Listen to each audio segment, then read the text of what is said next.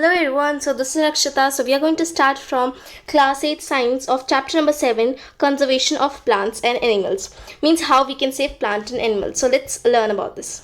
So we saw in class 7 that Paheli and Bojo had visited the forest along with Professor Ahmed and Tibu. हम लोगों ने class 7 में देखा था कि पहेली और बोजो वो दोनों अपने प्रोफेसर जो अहमद और टीबू के साथ फॉरेस्ट में गए थे.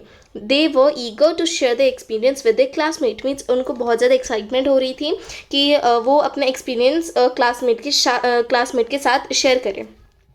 Other children in the class were also eager to share their experience as some of them had visited Bharatpur sanctuary. और उनके जैसे और भी बच्चे थे जो अपना एक्सपीरियंस शेयर करना चाह रहे थे कि वो भरतपुर सेंचुरी में गए थे. ठीक है. Then some others had heard about Kaziranga national park, Lokchao wild life sanctuary, great Nicobar biosphere reserve and tiger reserve etcetera. Means जैसे भरतपुर सेंचुरी उसके जैसे और भी जगह जैसे काजीरंगा नेशनल पार्क एक नेशनल पार्क है, Lokchao wild life sanctuary, then great Nicobar biosphere reserve and tiger reserve. And then Paheli's looking that what is the purpose of making national park. कि मीन्स नेशनल पार्क जो बना रहे हैं इसके पीछे रीज़न क्या है. Wild life sanctuaries and biosphere reserve. सिर्फ नेशनल पार्क नहीं, wild life sanctuaries biosphere reserve ये क्यों बनाए जा रहे हैं. Then our next topic is deforestation and its causes. Means deforestation और उसके क्या क्या कारण है, मीन्स क्यों होता है वो. Then a great variety of plants and animals exist on earth. So earth पे बहुत सारे अलग अलग variety है plants और animals की. They're essential for the well-being and survival of mankind. तो किस चीज़ के लिए important है? Well-being and survival of mankind. Okay, for human being. And then today a major threat to survival of these organisms is deforestation. तो अभी हम इतने सारे ऑर्गेनिज्म हैं जो सर्वाइव कर पा रहे हैं किसकी वजह से, that is because of deforestation.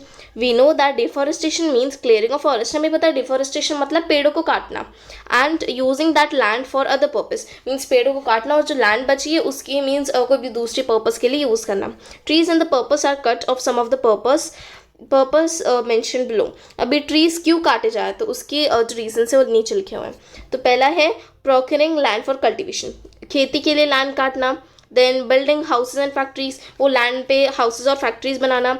Making furniture और using woods as fuel. Means furniture या फिर कोई वुड एज अ फ्यूल. तो उसके लिए ये जो ट्रीज है वो कट किए जा रहे हैं. Then some natural causes of deforestation are forest fire and severe drought. अभी जो नेचुरल कॉजेज है वो किसकी वजह से हो रहा है, फॉरेस्ट फायर, जो जंगलों में आग लग रही है, सेवर ड्रॉट बहुत अलग अलग बहुत ज़्यादा ड्रॉट होना. ठीक है.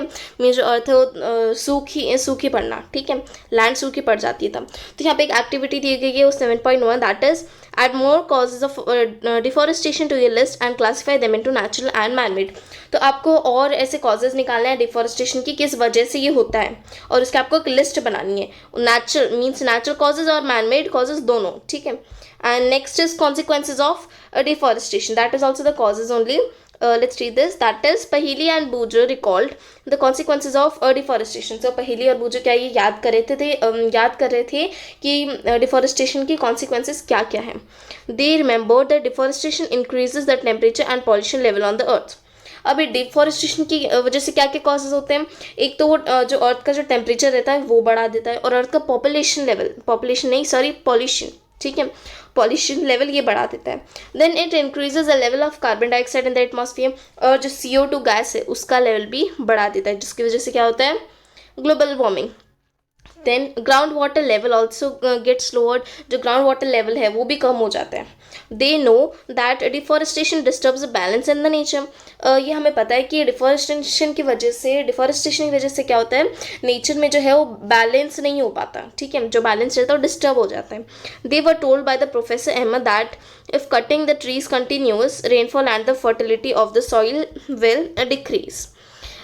तो फिर प्रोफेसर अहमद ने बताया अगर ये हम पेड़ ऐसे ही काटते रहे, मीन्स डिफॉरेस्टेशन अगर कंटिन्यू होता रहे तो रेनफॉल और जो सॉइल जितनी भी जो उपजाऊ मिट्टी है वो कम हो जाएगी. देन यहाँ पे वो जो सोच रहा है, how does deforestation reduce rainfall on the one hand and leads to floods on the other. कि डिफॉरेस्टेशन क्या है, जो रेनफॉल है इसको तो कम कर देता है, और दूसरे साइड पे जो फ्लड्स है, मीन्स जो बाढ़ है, वो और बढ़ जाते हैं। ठीक है, तो ऐसा क्यों? Then, moreover, there will be increased chances of natural calamities such as floods and drought. फिर मतलब इसकी वजह से जो डिफॉरेस्टेशन की वजह से क्या होता है, बहुत ज़्यादा जैसे नेचुरल कैलेमिटीज़ के बहुत ज़्यादा चांसेस बढ़ जाते हैं। ठीक है, मीन्स नेचुरल फिनोमेना जैसे फ्लड्स, बाढ़ आना, ड्रॉट। ठीक है, जो लैंड है वो सूखी पड़ जाना, that is drought. And recall that plants need carbon dioxide for photosynthesis. तो प्लांट जो है फोटोसिंथेसिस प्रोसेस करते हैं, क्यों? क्योंकि उनको अपना because they make their own food. ठीक है, and that is known as photosynthesis. अभी उनको कार्बन डाइऑक्साइड चाहिए फोटोसिंथेसिस प्रोसेस करने के लिए। Fewer trees would mean that less carbon dioxide. अगर ट्रीज कम रहेंगे तो CO2 क्या है वो भी कम हो जाएगी, विल बी यूज्ड अप। वो that less carbon dioxide means कम कार्बन डाइऑक्साइड यूज होगी in its increase amount in the atmosphere. और अगर कम ट्रीज रहेंगे तो वो जो कार्बन डाइऑक्साइड रहेगी वो एटमॉस्फेयर में चल जाएगी, तो वो ज़्यादा हो जाएगी फिर वहाँ पे। Then this will lead to global warming. इसकी वजह से ग्लोबल वार्मिंग होगी, as carbon dioxide traps the heat rays reflected by the earth. क्योंकि जो अर्थ से जो भी रेज जो रिफ्लेक्ट होती है वो उसके अंदर जो हीट है वो ट्रैप हो जाएगी। The increase in atmosphere on the earth disturbs water cycle and may reduce rainfall. Means अगर टेम्परेचर बढ़ता जाएगा अर्थ पे तो उसकी वजह से क्या है, वाटर साइकिल भी डिस्टर्ब हो जाती है, और इट मे रिड्यूस रेनफॉल भी है वो कम हो जाएगी, and this could cause drought. इसकी वजह से क्या सूखा भी पड़ सकता है। Then deforestation is a major cause which leads to change in soil properties.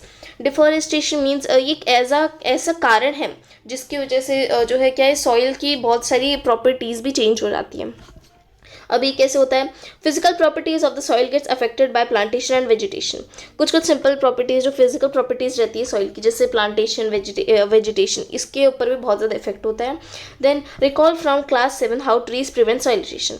तो आपको क्लास 7 में आपको रिकॉल करना है कि जो ट्रीज है उसकी वजह से सॉइल इरोशन को कैसे वो प्रिवेंट करता है, कैसे बचाता है। Fever trees result in more soil erosion. अगर ट्रीज कम रहेंगे तो ज़्यादा सॉइल इरोशन रहेगा। And removal of the top layer of the soil exposes the lower Hardy and Rocky layers. अभी अगर जो सॉइल रहेगा, ठीक है, जो मिट्टी रहेगी, अगर सूखी मिट्टी है तो उसकी जो ऊपर की लेयर है अगर हवा आएगी वो तोड़ जाएगी, फिर क्या बचेगी, लोअर जो एकदम नीचे हार्ड एंड रॉकी लेयर्स वो बचेगी। This soil has less humus. इसमें क्या है, बहुत कम ह्यूमस मीन्स जो रॉटिंग लीव्स रहते हैं, ठीक है, जो लीव्स रहते हैं जो गिर जाते हैं पेड़ों से, ठीक है, तो ह्यूमस बहुत ही ज़्यादा कम रहेगा। एंड इज लेस फर्टाइल, और वो ज़्यादा उपजाऊ भी नहीं होगी। Gradually the fertile land gets converted into desert. फिर जैसे फर्टाइल लैंड मिट्टी रहती है ना, उपजाऊ लैंड जो रहती है वो फिर डेजर्ट में कन्वर्ट हो जाती है। Then it is called desertification. इसे हम क्या बोलते हैं, डेजर्टिफिकेशन।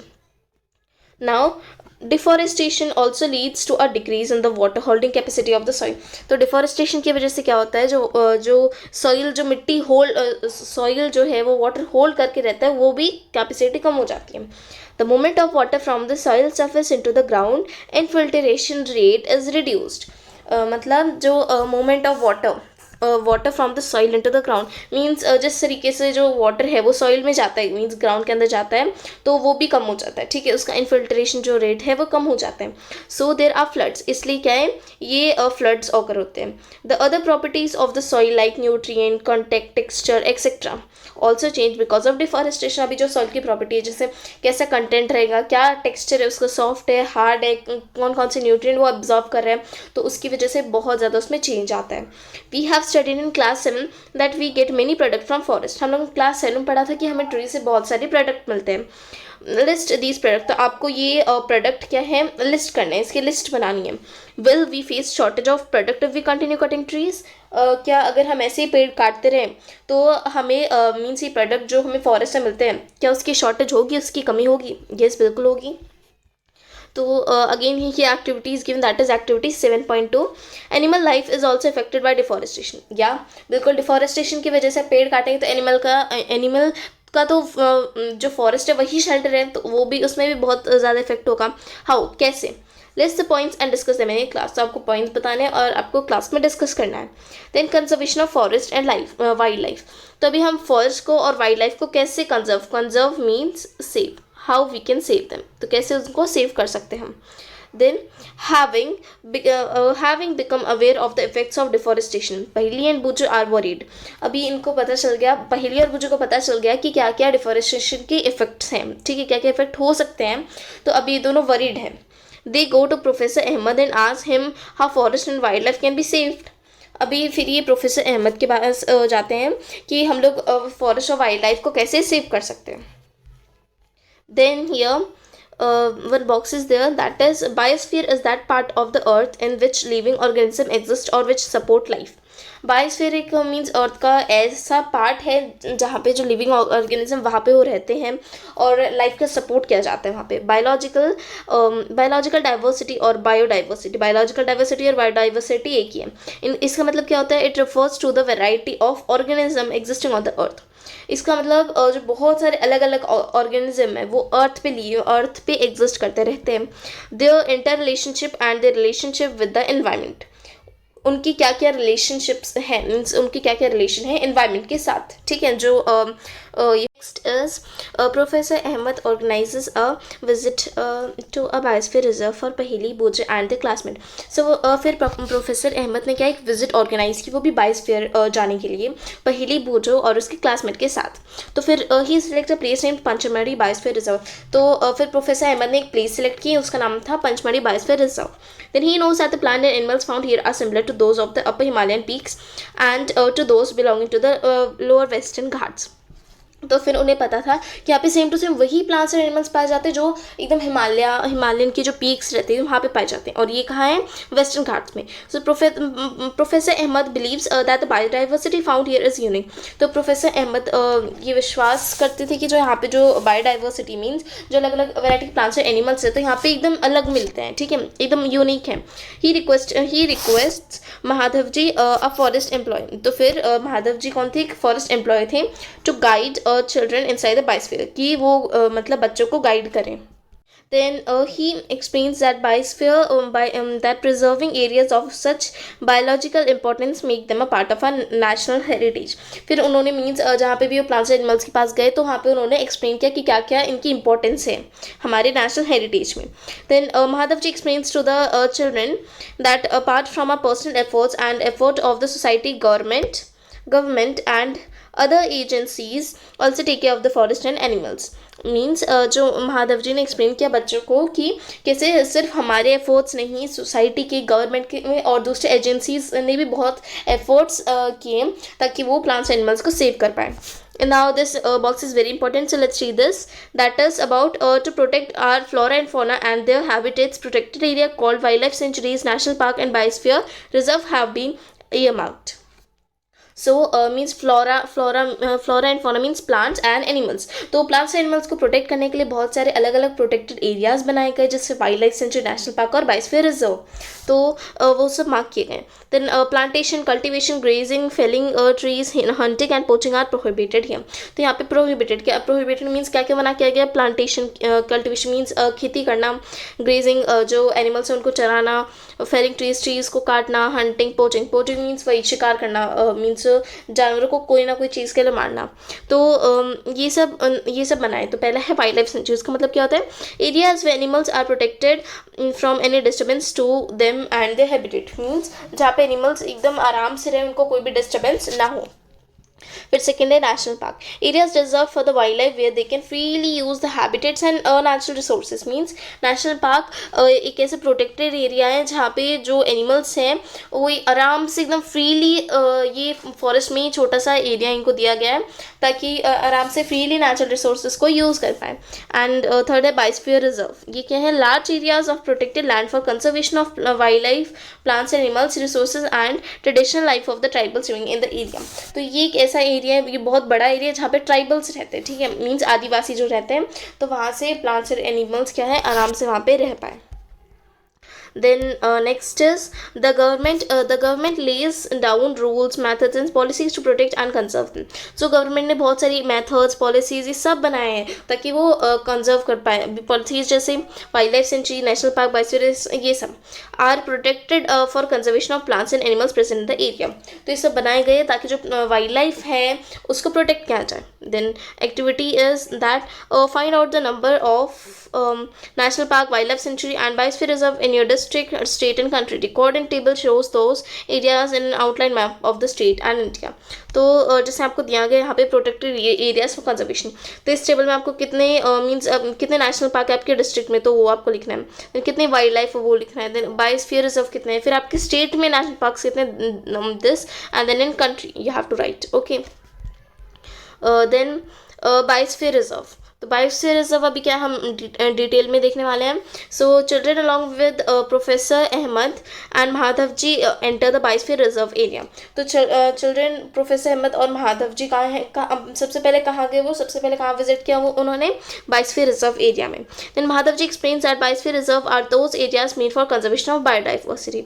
तो बायोस्फीयर रिजर्व एक ऐसी एरिया है जहाँ पे बायोडाइवर्सिटी मीन्स अलग अलग प्लांट्स और एनिमल्स को क्या है प्रोटेक्ट करके सेव करके रखा जाता है. As you are aware that biodiversity is a variety of plants, animals and microorganisms generally found in an area. इस बात से आप सब अवेयर हो कि जो प्लांट्स, एनिमल्स और माइक्रो ऑर्गेनिज्म है उनको प्रोटेक्ट करना, ठीक है. देन the biosphere reserve helps to maintain the biodiversity and culture of that area. Biosphere reserve क्या करता है मीन्स जो कल्चर रहता है, ठीक है, जिस भी एरिया का जो कल्चर रहता है उसको मीन्स मेंटेन करके रखता है. बायोस्फीयर रिजर्व में also contains other protected areas in it. Biosphere reserve में क्या है और भी बहुत सारे प्रोटेक्टेड एरियाज आते हैं. Then the Pachmarhi biosphere reserve consist of one national park named Satpura and two wild life sanctuaries named Bori and Pachmarhi.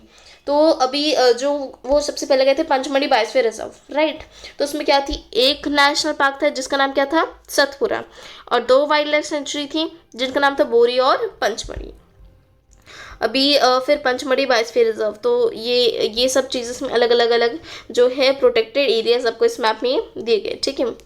Then if we move to next, so that is activity 7.4. So let's see this also. Then list the factors disturbing the biodiversity of area. तो आपको factors बताने हैं जो आपकी जो means आपकी area की जो biodiversity है उसको affect कर रहे हैं, ठीक है. Some of these factors in human activities may disturb the biodiversity unknowingly. तो जो कुछ फैक्टर्स भी ऐसे होते हैं जो ह्यूमन एक्टिविटीज़ की वजह से भी होता है. Then list these human activity. तो आपको यहाँ ह्यूमन एक्टिविटीज़ बतानी है. How can these be check. अभी हम इन्हें चेक कैसे कर सकते हैं. Discuss in a class. आपको अपनी क्लास में डिस्कस करना है and write a brief report in a notebook. और आपको अपनी नोटबुक में इसके बारे में रिपोर्ट लिखनी है. Then next is our flora and fauna. So flora means plants. अभी ये कैसे याद रखना है, और फोरा मीन्स एनिमल. ये कैसे याद रखोगे, जहाँ पे फ्लोरा है, ठीक है, फ्लोर मीन्स फ्लावर. फ्लावर किस में आता है, प्लांट्स में, तो प्लांट्स आर एनिमल्स, ठीक है. Then as the children walk around the biosphere reserve, they appreciate the green wealth of the forest. Means जैसे जो बच्चे हैं वो बायोस्फीयर रिजर्व में गए तो उन्होंने बहुत ज़्यादा तारीफ़ की किसकी, ग्रीन वेल्थ, क्योंकि वहाँ पे बहुत ज़्यादा ग्रीनरी थी, ठीक है. Then they are very happy to see tall teak trees and animals inside the forest. तो बहुत खुश हुए, इतने बड़े बड़े पेड़ देख के, इतने अलग अलग टाइप के एनिमल्स देख के बहुत ज़्यादा उन्हें मीन्स बहुत ज़्यादा हैप्पी हुए. Then suddenly Paheli find a rabbit and wants to catch it. Paheli ने तभी एक रैबिट को देखा और उसको पकड़ने की सोची.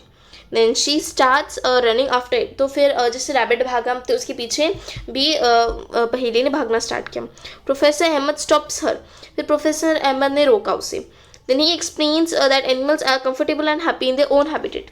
कि एनिमल्स जो हैं वो मीन्स खुद की हैबिटेट में ज़्यादा खुश रहते हैं. then we should not disturb them. हमें उनको डिस्टर्ब नहीं करना चाहिए. Mahadev ji explains that some plants and animals typically belong to a particular area. Mahadev जी ने explain किया कि कुछ एनिमल्स ऐसे होते हैं जिनका खुद का ही एरिया रहता है, ठीक है.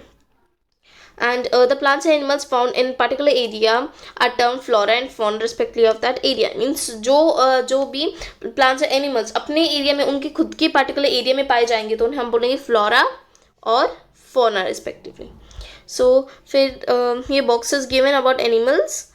So let's read this. that is sal, teak, mango, jamun, silver ferns, arjun etc. are the flora. तो ये सब flora means ये सब plants के नाम है. And चिंकारा and और क्या दिया, blue bull, barking deer, chital, leopard, wild dog, wolf etcetera are examples of fauna. ये सब किसके एग्जाम्पल्स है? एनिमल्स के of the Pachmarhi biosphere reserve. Flora fauna दिख गया, बट एक पार्टिकुलर एरिया को बिलोंग करते हैं. वो एरिया क्या है? Pachmarhi biosphere reserve. जैसे आप सबको यहाँ पे फोटोज दी गई हैं. तो यहाँ पे पहला है वाइल्ड डॉग. ये वाइल्ड डॉग है, जंगली कुत्ता. And next is chital is like a deer. And third is wolf तो पता है हमें भेड़िया होता है. And then leopard we know, तेंदुआ. And fern, these are the ferns. And jamun we all know. So if you move next, that is activity 7.5. So try to identify the flora and fauna of your area and list them. तो आपको अपने area की flora and fauna find out करने हैं और उनकी एक list बनानी है. Then next is endemic species. तो एंडेमिक स्पीशीज क्या होती है ये हम देखने वाले हैं. So soon the group quietly enters the deforest. फिर जैसे जो उनका ग्रुप था पहले, बूजो, उनके क्लासमेट्स और प्रोफेसर अहमद. तो वो एक मीन्स बहुत ही ज़्यादा अंदर तक एकदम घने जंगल में चले गए थे, फॉरेस्ट के एकदम डीप पार्ट में. Children are surprise to see a very big squirrel. तो मीन्स एक गिलहरी देखे सब बच्चे बहुत ही ज़्यादा सरप्राइज हो गए. This squirrel has a big fluffy tail. तो इस जो स्क्विरल है इसके पास बहुत ही ज़्यादा फ्लफी टेल थी. फ्लफी टेल मतलब फ्लफी टेल जैसे बहुत ही ज़्यादा रफ पार्ट है टेल का. Then they are very curious to know about it. Means वो बहुत ज़्यादा एक्साइटेड हो गए थे, बहुत ज़्यादा क्यूरियस हो गए थे स्क्विरल के बारे में जानने के लिए. Mahadev ji tells them that this is known as a giant squirrel and is endemic to this area. तो फिर महादेव जी ने बताया, जो गाइड थे उन्होंने बताया कि बहुत बड़ी जाइंट स्क्विरल है. जाइंट स्क्वायरल मीन्स बहुत बड़ी स्क्वायरल है. And is endemic to this area. और ये मीन्स एंडेमिक है. एंडेमिक मीन्स अभी यहाँ पे डेफिनेशन है. Endemic species are those species of plants animals which are found exclusively in a particular area. तो एंडेमिक स्पीशीज वो स्पीशीज हैं प्लांट्स एनिमल्स की जो कहाँ पे एक पार्टिकुलर एरिया में ही पाई जाती हैं.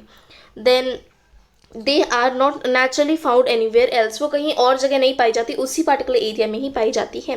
अ particular type of plants animal may be endemic to a zone. कोई भी जोन पे वो एंडेमिक हो सकता है, या स्टेट या फिर कंट्री.